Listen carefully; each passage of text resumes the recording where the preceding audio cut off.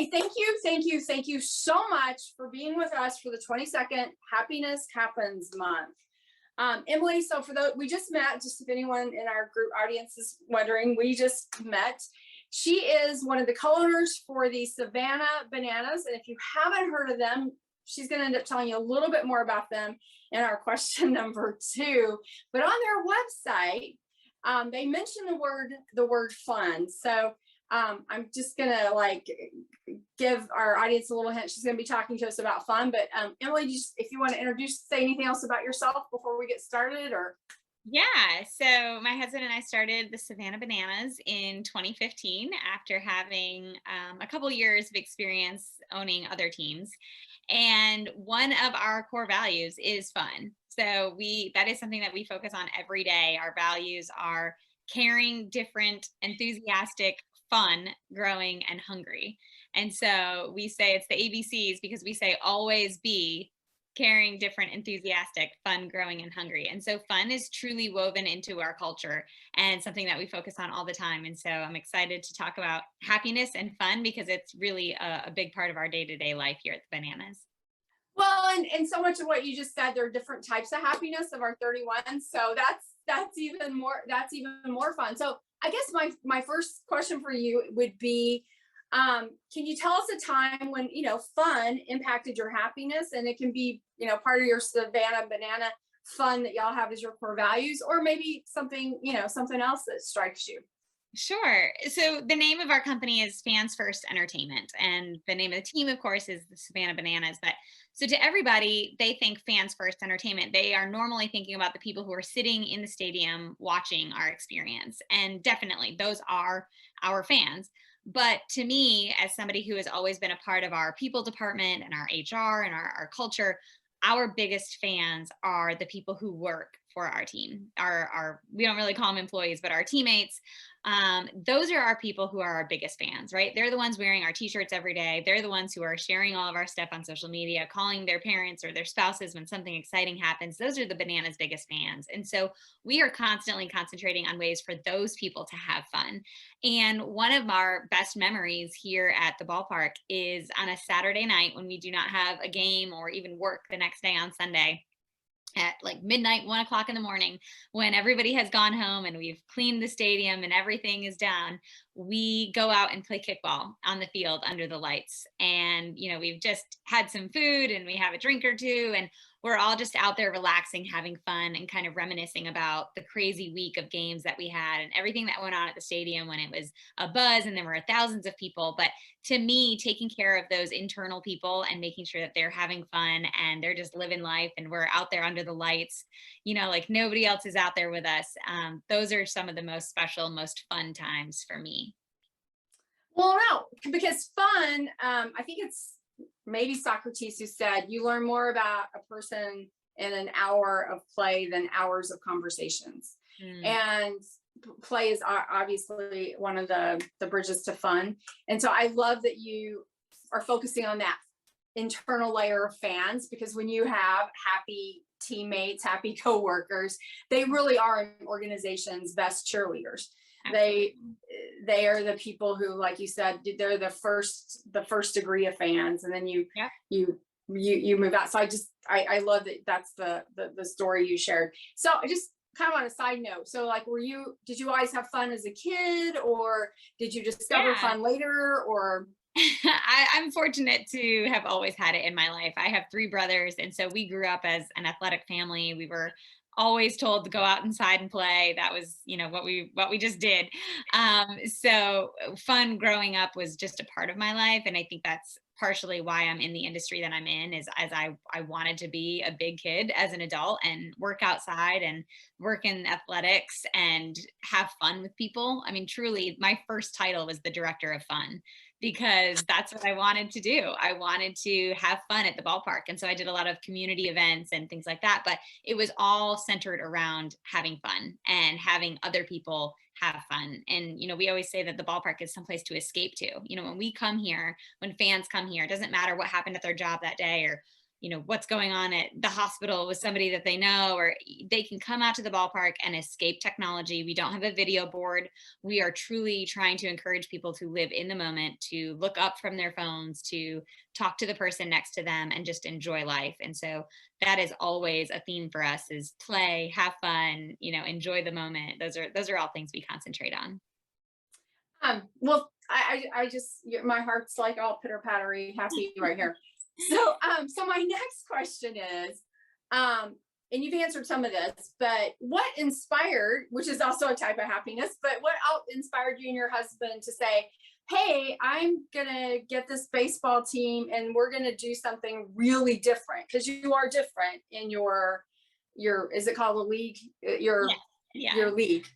Just making sure my sports verbiage is correct.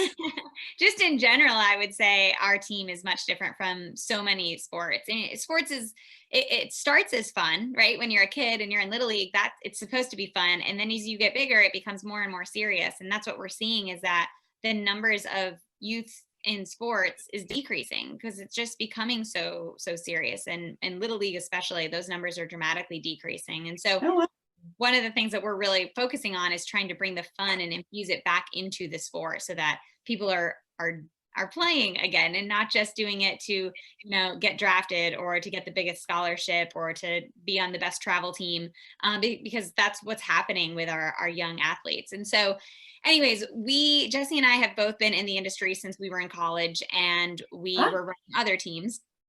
And we had the opportunity to start a team in Savannah because that city was losing their team. So there were minor league teams here previously.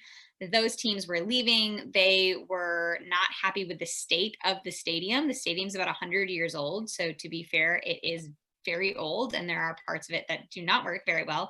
But Jesse and I just come in, we were blindly optimistic all the time. So he and I came in and saw the opportunity here, and we did not want the stadium to sit empty. And so really the reason that we started the team was because of opportunity. We saw this majestic stadium that was not going to be used, and he and I love to fix up old things. We like to rehab old houses versus buy new houses, and just that sort of mentality in our life. And so when we saw the stadium sitting empty, we decided to buy the rights for an expansion franchise, which is very expensive. We went very far into debt very early on into our marriage, but all because we saw the opportunity to kind of rebirth something that was going to sit dormant. And so that was really the inspiration for us, was to grow something from something old. Oh, I love that. That also taps into nostalgia, which is a type of happiness. So I love that you're keeping keeping the old current. Yes, keeping it growing.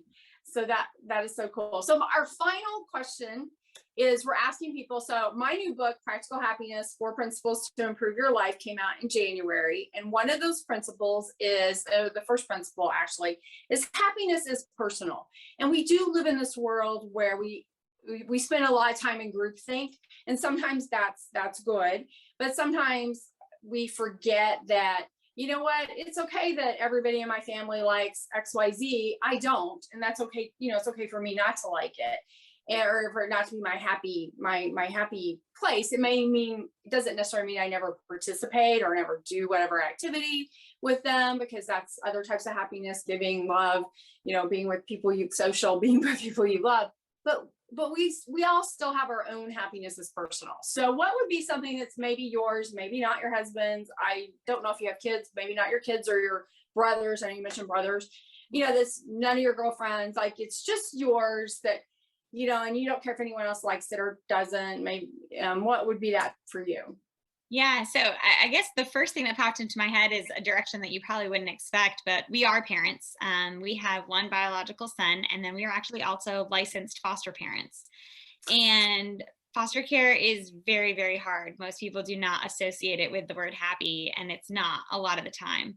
However, it has brought a lot of joy to my life, becoming an advocate for it and sharing about the ins and outs of foster care. And then we have 2 little girls with us who have made me extremely happy for the last couple of years, and they never would have been brought into our life otherwise. And so again, we are very optimistic people, and we try to see the best in everything. And so while the world of foster care is very hard, there are about 500,000 kids in America who do not have homes, and they have gone through some of the most terrifying things in their life. Oh, mhm. There is a flip side of that, that there are a lot of people helping them, and that there are wonderful people in this country as well who are becoming a part of the foster care world. And so that is something that has been a passion of mine for the last few years. I've listened to every podcast in foster care and adoption. I have read all of the books, volunteered, and really just tried to ingrain myself in that community. And so that is something that was not given to me by anybody else. Nobody else in my circle is involved in that. And of course, my husband has walked alongside of me and has definitely gotten on board, and he is a huge advocate for it as well now. But it originated as my thing. And so that is something that it makes me happy because of the hope that I have for what we can change in that world. Obviously, it is a very hard thing, but it makes me happy to think that there are already people working on it, and just the hope of what Jesse and I can do to kind of help that group.